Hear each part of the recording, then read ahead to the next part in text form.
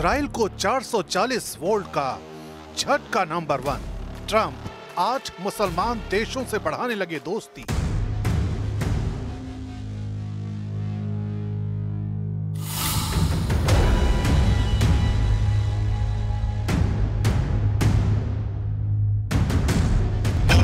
Israel को 440 volt का झटका नंबर 2। ईरान ने लॉन्च कर दी इंटरकॉन्टिनेंटल मिसाइल।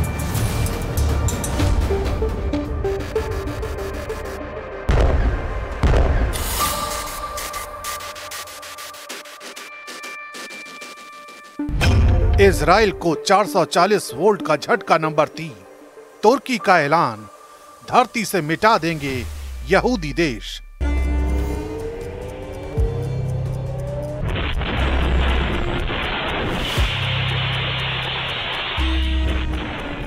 इजराइल को 440 वोल्ट का झटका नंबर 4। मुस्लिम देशों से ज्यादा कट्टर दुश्मन बना France.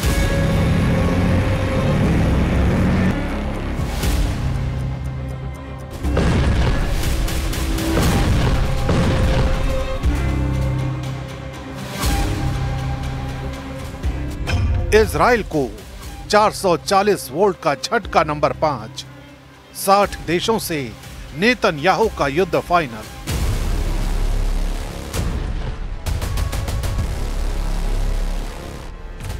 Gaza, Yemen, Lebanon, Syria और कतर को कुचल डालने वाले इजराइल के खिलाफ भयानक हमले की तैयारी शुरू हो गई है। इजराइल पर एक साथ कई दुश्मन सेनाएं हमले की तैयारी में हैं। इजराइल पर हमला पारंपरिक हथियारों के साथ महाविनाशकारी हथियार से भी हो सकता है। युद्ध को जल्द से जल्द जीतने की इजराइल की कोशिश पर ब्रेक लग गया है। इजराइल इंटरनेशनल वॉर कॉन्स्पिरेसी में बुरी तरह फंस चुका है। प्रेसिडेंट ट्रंप के रुख ने नेतन्याहू की धड़कनें बढ़ा दी हैं। ट्रंप मुस्लिम देशों से मीटिंग कर रहे हैं। ट्रंप नेतन्याहू को कड़वी दवा की घुट्टी पिला रहे हैं। ट्रंप ने जिन मुस्लिम देशों को गाजा युद्ध के खात्मे का कॉन्ट्रैक्ट दिया है, उनके नाम सुनते ही नेतन्याहू का दिमाग गर्म हो गया है। ट्रंप ने सऊदी अरब, यूएई, कतर, मिस्र, जॉर्डन, तुर्की, इंडोनेशिया और पाकिस्तान को गाजा युद्ध खत्म कराने और शांति बहाली का जिम्मा सौंपा है। The president will also be hosting bilateral meetings with the UN Secretary General and the leaders of Ukraine, Argentina, and the European Union. The president will also later in the day hold a multilateral meeting with Qatar, the Kingdom of Saudi Arabia, Indonesia, Turkey, Pakistan, Egypt, the UAE, and Jordan. Israel के सबसे कट्टर दुश्मनों का जमघट लगाकर Trump ने Netanyahu को सख्त संदेश दिया है। ट्रंप के बदले हुए प्लान के बाद नेतन्याहू का ऑपरेशन गाजा फ्लॉप हो सकता है।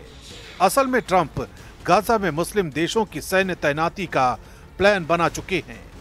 यानी जिन 8 देशों के साथ उन्होंने मीटिंग की है, वो सब मिलकर एक शांति सेना गाजा में तैनात कर सकते हैं, जिसके बाद इजराइल को गाजा में हमले से रोका जा सके, जिसके लिए इजराइल फिलहाल तैयार नहीं है। प्रेसिडेंट ट्रंप मुस्लिम देशों के साथ हुई मीटिंग की इनसाइड स्टोरी अब तक सामने नहीं आई है, लेकिन ट्रंप का यह फॉर्मूला नेतन्याहू किसी भी कीमत पर मानने को तैयार नहीं है।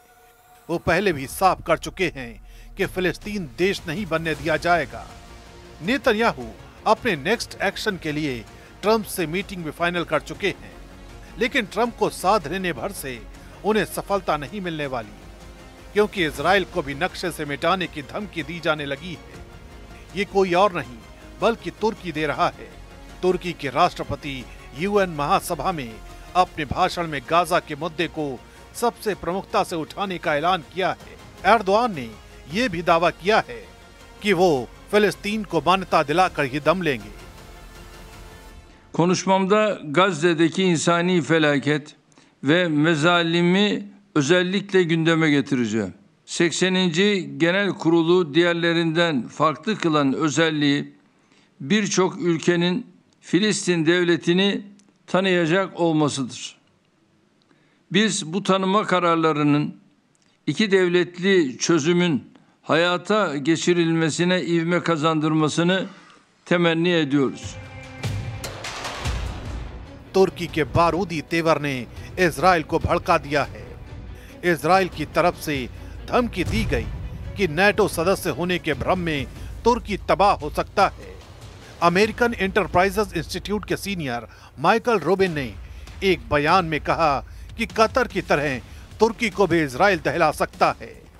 इजरायली अकादमी की बड़ी हस्ती मियर मासरी ने इससे आगे बढ़कर यह तक कहा है कि तुर्की को नेटो मेंबर होने का मुगालता भूल जाना चाहिए।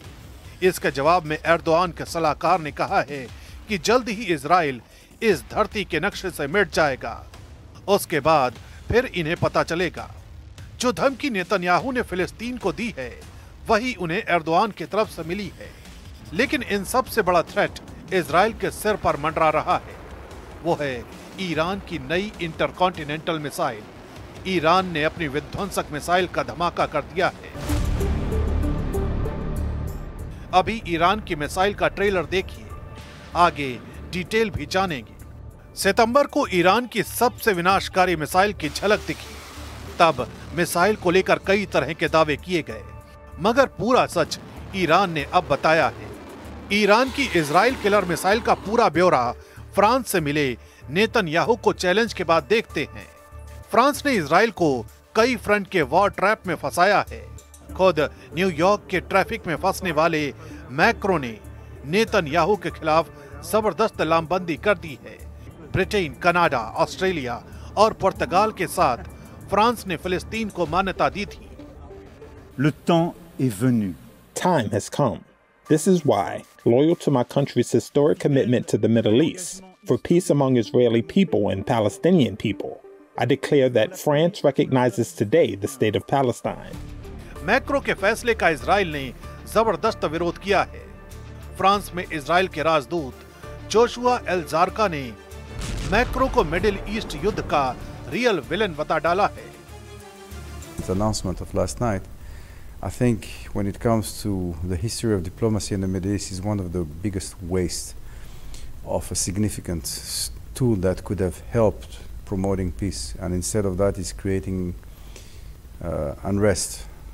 France is unfortunately becoming a destabilizing agent in the Middle East because of their, I don't know what is behind it, but the need for them to make statements that are, more show than anything else. France Europe में फिलिस्तीन समर्थकों का अगुवा बन रहा है। हालांकि Macron के रुख से कई देशों में हालात खराब होने लगे हैं।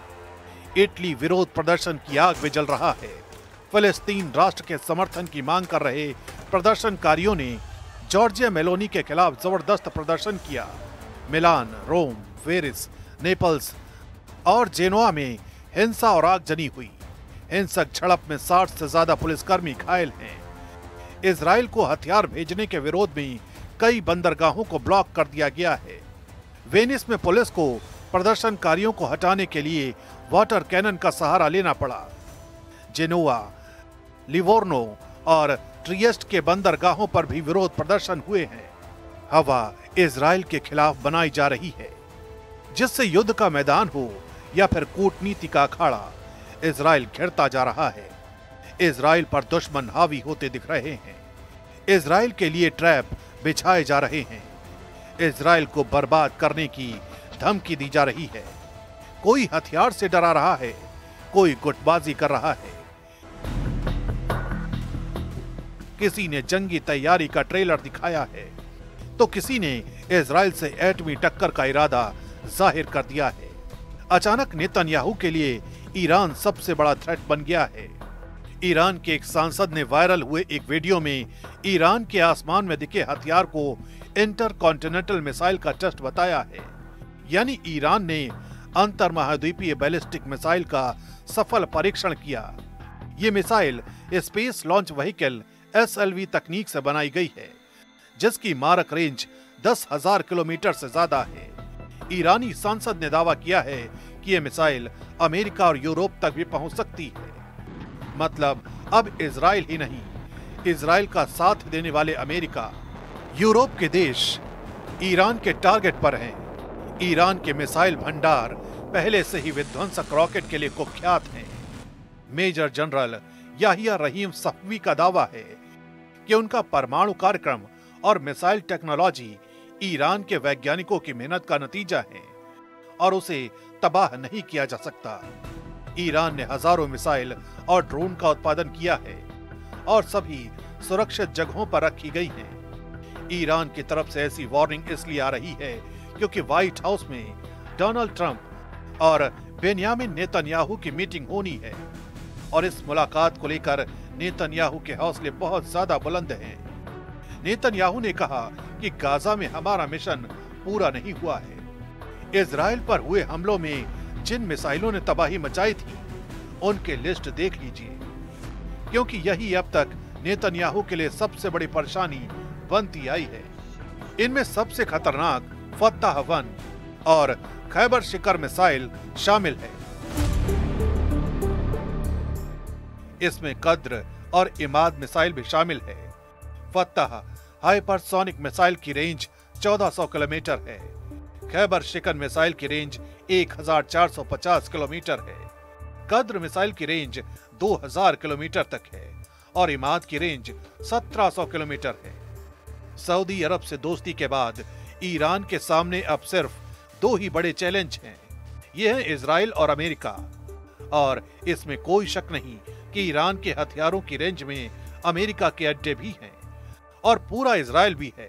ईरान लगातार दावा करता रहा है कि वो इजराइल को मिट्टी में मिला सकता है।